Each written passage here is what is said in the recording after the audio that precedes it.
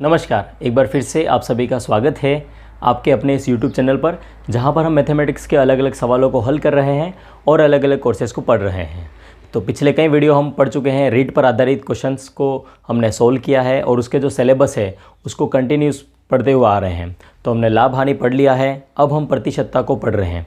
ऐसे ही हम पूरे कोर्स को पढ़ेंगे और लास्ट में हम क्या करेंगे, जो कोर्स हमने पढ़ लिया उसके जो मेन इम्पोर्टेंट क्वेश्चन हैं 10-10 क्वेश्चन उनको सोल्व करेंगे।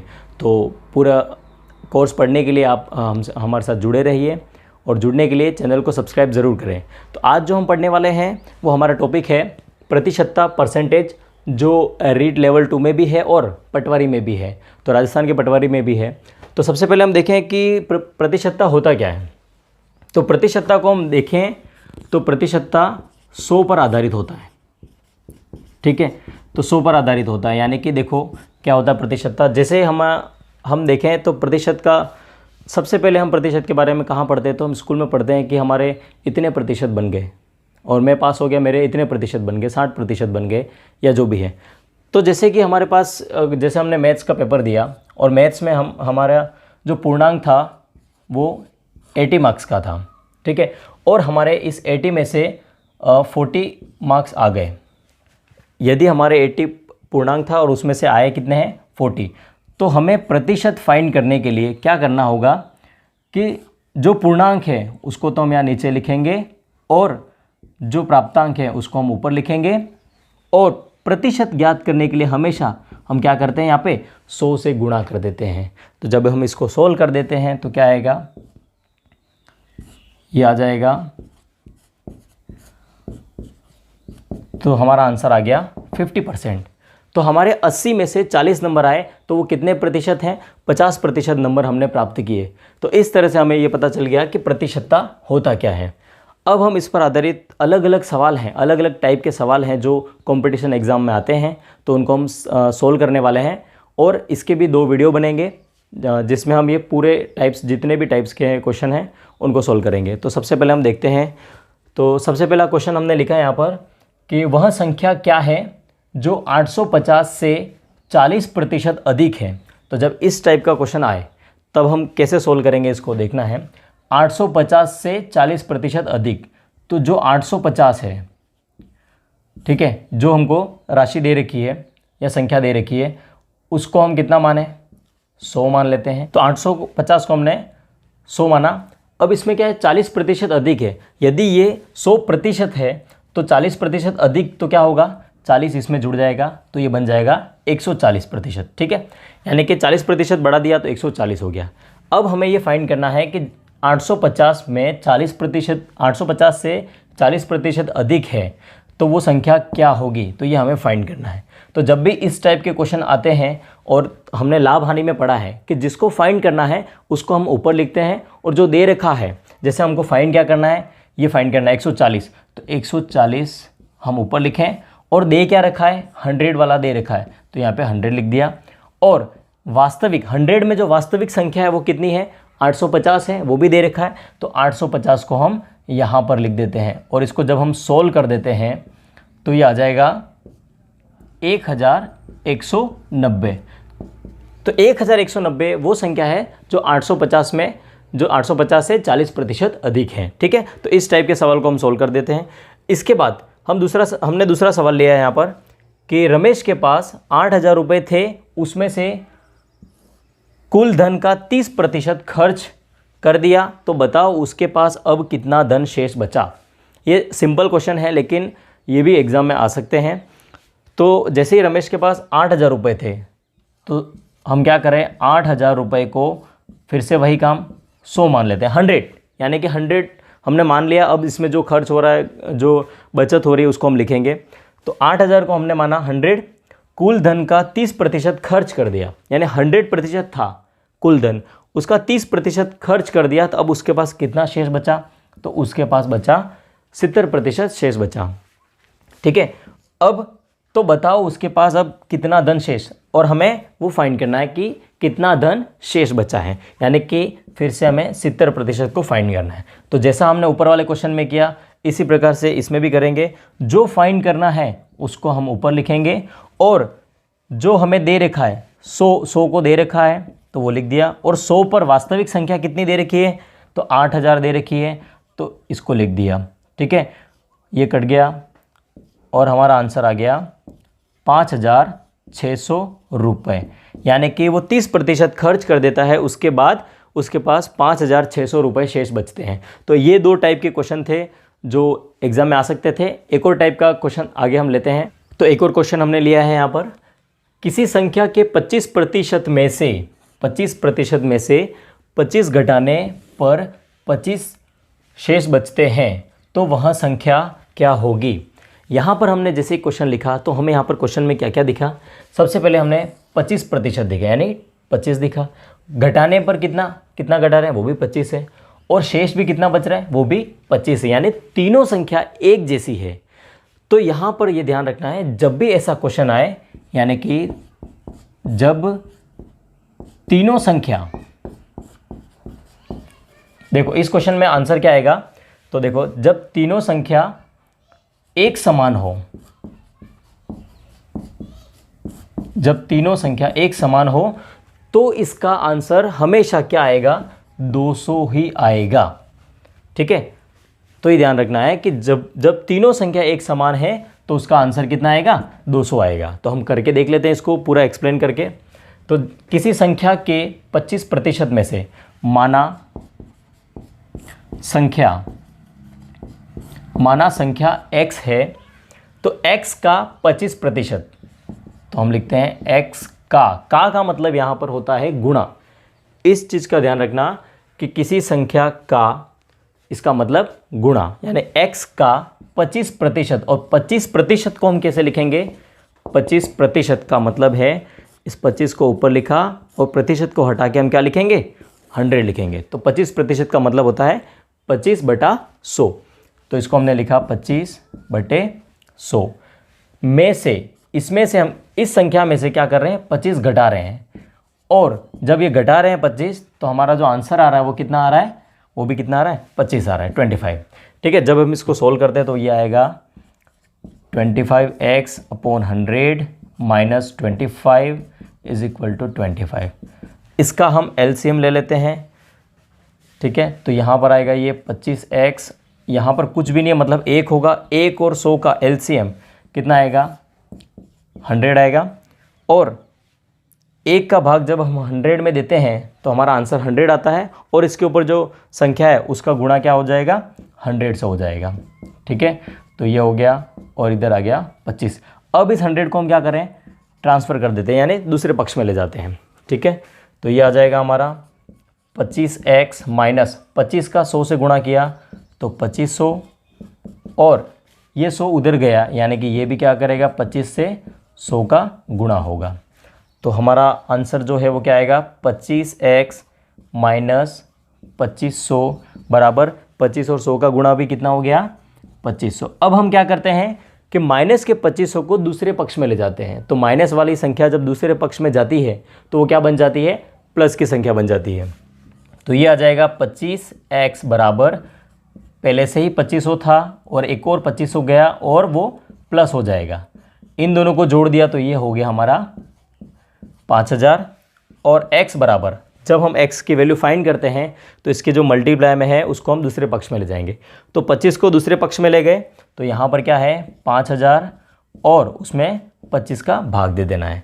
जब हम 25 से भाग देंगे तो हमारा आंसर कितना आएगा 200, जो कि हमने एक लाइन में जल्दी से निकाल दिया था। तो कंपटीशन एग्ज़ाम में हमेशा ट्रिक वर्क करती है। जो ट्रिक है उससे क्या होता है कि समय बचता है। ठीक है, लेकिन बहुत सारे क्वेश्चन ऐसे होते हैं जिसमें कोई भी ट्रिक काम नहीं आती है, इसलिए हमें नॉलेज भी होना चाहिए। ठीक है, अब हम आगे बढ़ते हैं, एक और क्वेश्चन लेते हैं। तो एक और क्वेश्चन हमने यहाँ पर लिया है, रीना ने किसी परीक्षा में 180 अंक प्राप्त किए और वह 30 अंक से फेल हो गई।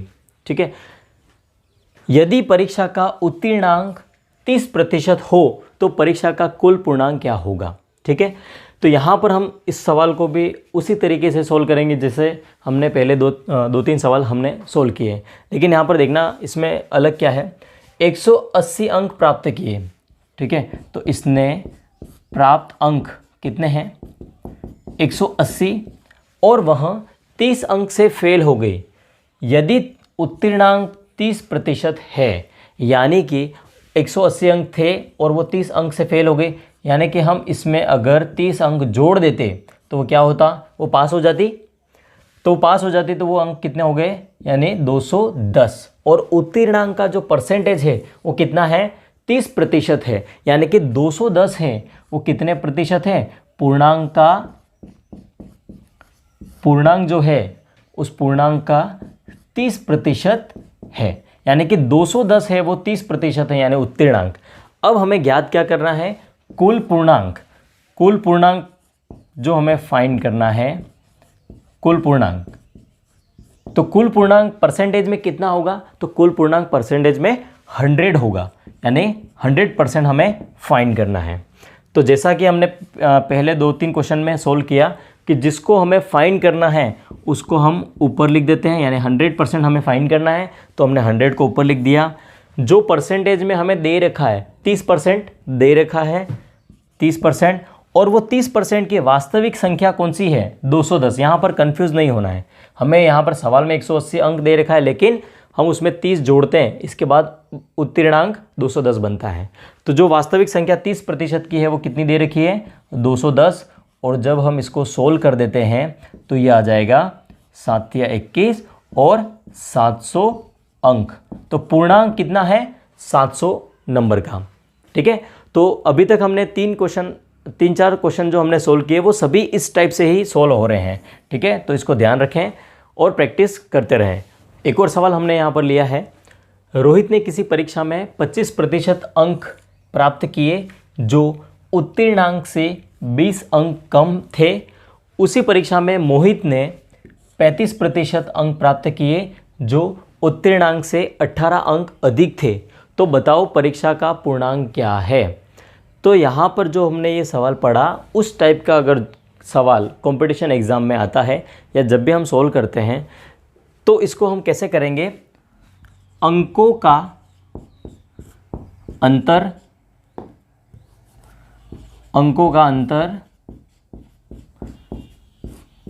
बटे प्रतिशत का अंतर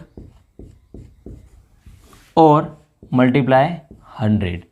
तो ये फॉर्मूला लगेगा। इस टाइप के क्वेश्चन अगर आते हैं तो हम सीधे इस फॉर्मूले से हम उसको फाइंड कर लेते हैं। ठीक है, तो अंकों का अंतर, तो यहाँ पर अंक कितने हैं, तो 20 अंक कम है, 20 प्लस 18 अंक अधिक हैं तो 18 बटे प्रतिशत का अंतर, तो प्रतिशत कितना है, जो बड़ा है उसको आगे लिख दिया 35 और उसमें से अंतर यानी घटा देना है 25 × 100।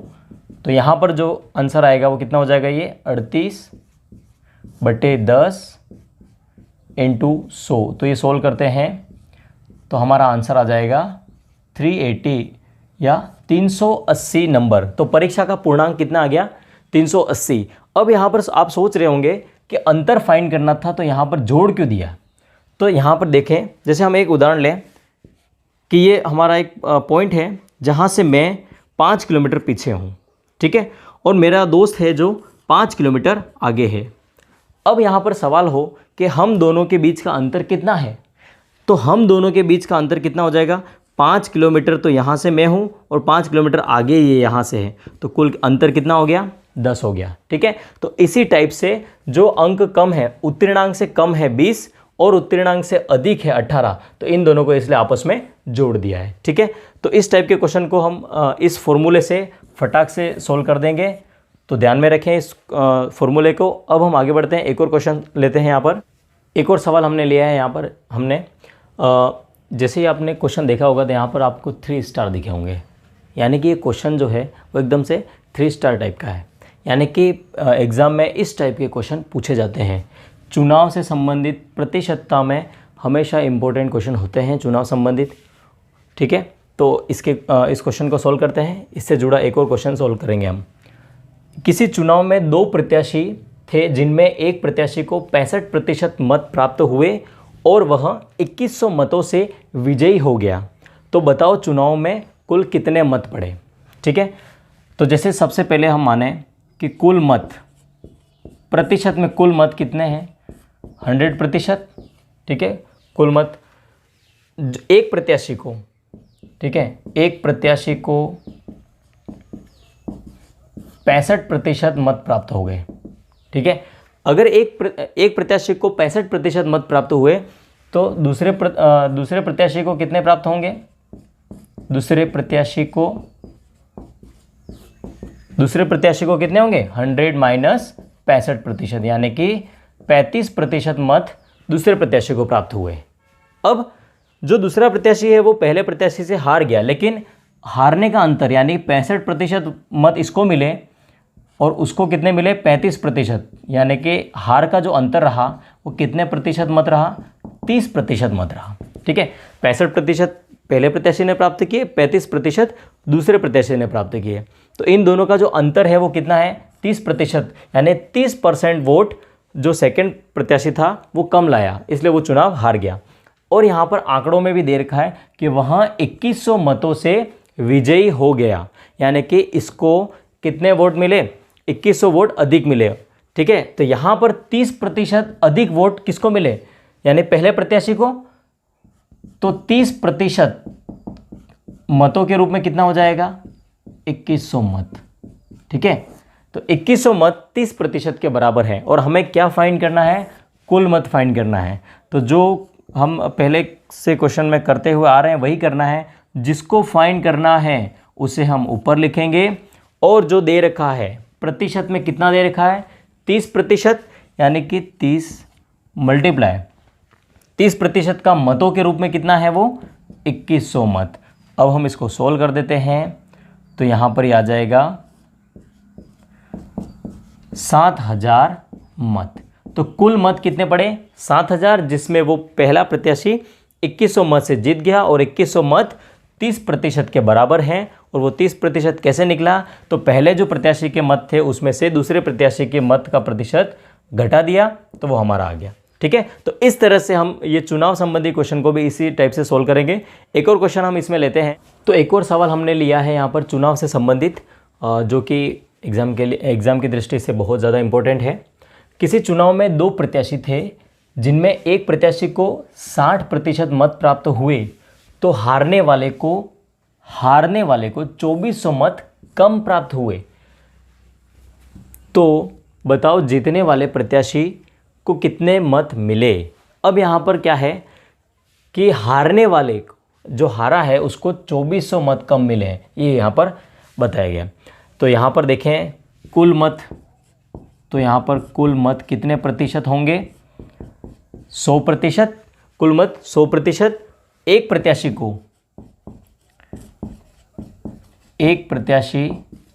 को 60% मत मिलते हैं तो दूसरे प्रत्याशी को कितने मिलेंगे? दूसरे प्रत्याशी को